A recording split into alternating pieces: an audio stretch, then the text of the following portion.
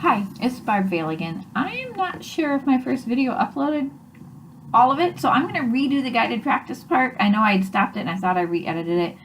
I'm not terribly advanced with technology. So anyway, here's the guided practice and the end of my lesson. All right, so today we're going to continue working with the CSR strategies, and we're going to read the next two sections of our text, Pioneers on the Oregon Trail. So before we get going, who can tell me what the first step is in the CSR strategy? Exactly, it is to preview the selection. So what are the parts again in the preview strategy? That's right, brainstorming. Well, first scanning, brainstorming, and then predicting. Okay, so now we're going to scan these next two sections of our text. Remember, we've already learned that the topic of our selection is Pioneers on the Oregon Trail, and we learned that from the title of the text. And what graphic features do you see on these next two pages? There's a list of supplies over here. Correct, there's a subtitle, The Wagons Hoe. What else do we see? Oh, we see a map. A map, that's right, with the landmarks. Oh yeah, it's call-outs. Yeah, those are called call-outs. They kind of explain what the landmarks are. Oh, and we see a pictures of the wagons being pulled by the oxen. Yes, exactly, and we see some wagon wheels. Okay. So the next part of preview is brainstorming. So what do you do during brainstorming? That's right, you think about what you already know about the topic. So using what we saw while we scanned and what we already know, what do we already know about the topic? And then I would record what their answers were on the board that the students already knew. Okay, so the next part of preview, the last part of preview, is to predict what we're going to be learning when we read. So who can tell me again what a prediction is? Yes, it is an educated guess based on clues and what we already know about the topic. So what are some predictions that you can make about what it is we are going to read about today? And then I would record these on the board based on what the students said. Okay, so now we're done with the preview step. What CSR strategy are we going to use during reading? There are two of them. What are the ones we use during reading? That's right, click and clunk and get the gist. Right, okay, so what does it mean when you're reading and it clicks?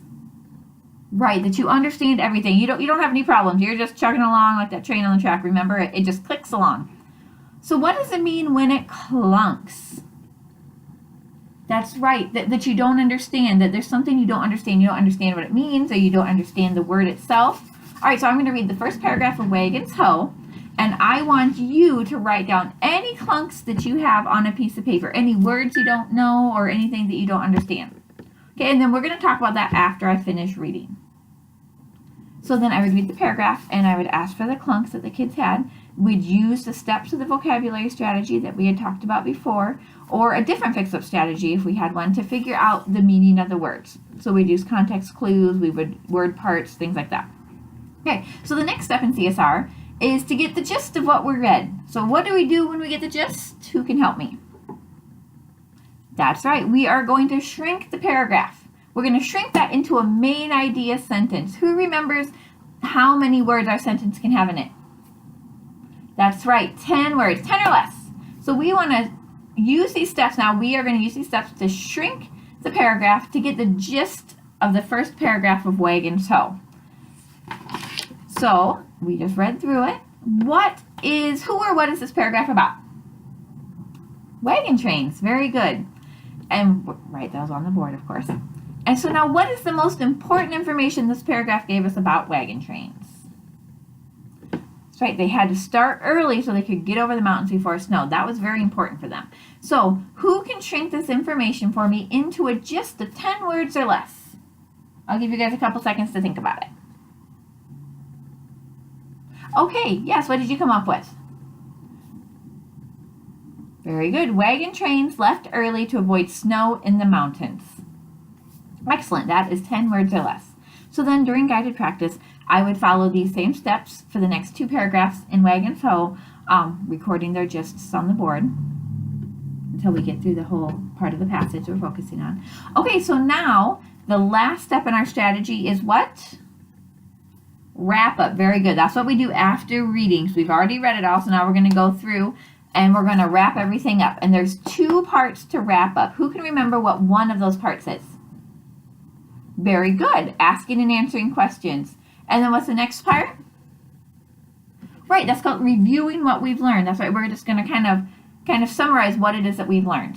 So we're going to ask and answer questions first, thinking of questions that we think a teacher is going to ask. We're going to come up with questions that teachers are going to ask.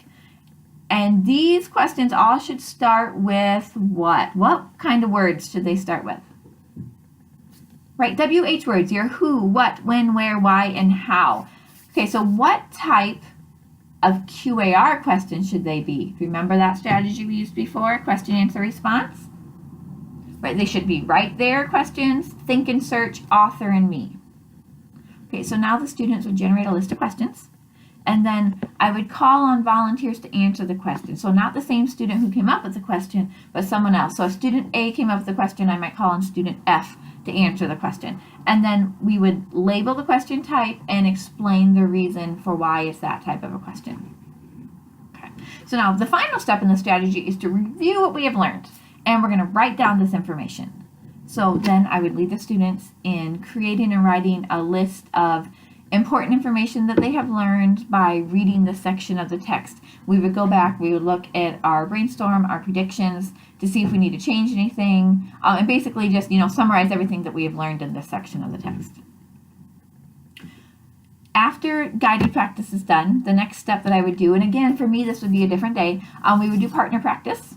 So the students would work with their reading partners, and they would construct a preview of, in this case, the last section called A Day on the Trail, and then the end of the trail. We're going to, before they would begin their partner practice, we remind them of the steps to preview, and then I would monitor and provide assistance as needed. Same thing for click and clunk and get the gist. The students are going to read in pairs. They're going to identify any clunks they have, and then I would be listening for them to use the appropriate strategy to clarify meaning. I would have these steps still up on the board, the same ones that I had projected earlier, so the students could refer back to them. Working in partners, hopefully one of the 2 partners is going to remember, but otherwise they're going to have them there for reference so they can be following them in the same order. Same thing with wrap up, having them do the wrap up and generate teacher-like questions.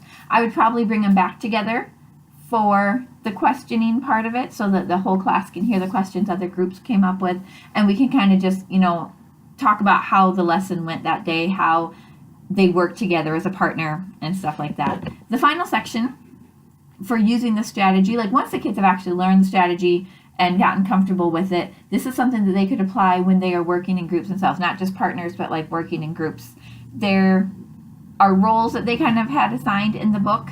A leader, a clunk expert, a gist expert, announcer, and what was the last one? The encourager. Basically, that was to give each student a role to make sure everyone was participating, and it gave them like a job to do so that they could all be a contributing member of the group. I'm sure that if I did it with like groups of 2 or 3, the kids could have a couple of different jobs. Basically, the whole point of it is so that someone isn't sitting out. Everyone is contributing, everyone is learning, everyone is being able to comprehend the text that they read. For error correction, basically what I would do, I would be monitoring the groups. I'd be listening for the correct strategies being used. I would be listening for the correct ideas being generated, like, what the topic was about. And I would correct any inconsistencies as they came up. It would just depend on, what each different group was doing. For instructional considerations, this strategy can be used with any level of middle to upper elementary or middle school readers. The important thing is that the text is appropriate for the level of student. So I could see myself using this in my class. I could differentiate by having my small groups use the same strategies. Like we could learn it as a whole group using a lower level text. But then we could, when I did small group instruction, I would just make sure that my text was aligned with the level of the readers that I had in my group so that it wasn't like totally beyond what the readers could read, or it wasn't so easy that my readers were becoming bored. Advanced readers might catch on really quickly to how to use this strategy, because this is really something that some of these advanced readers are already doing without really thinking about it. And in this case, I feel they should be allowed to start using it on their own. They should be able to start their independent reading rather than having to wait for the rest of the class to become comfortable with the strategy. I would give these students pre-selected texts and let them go on their own while I was still working with the rest of the class.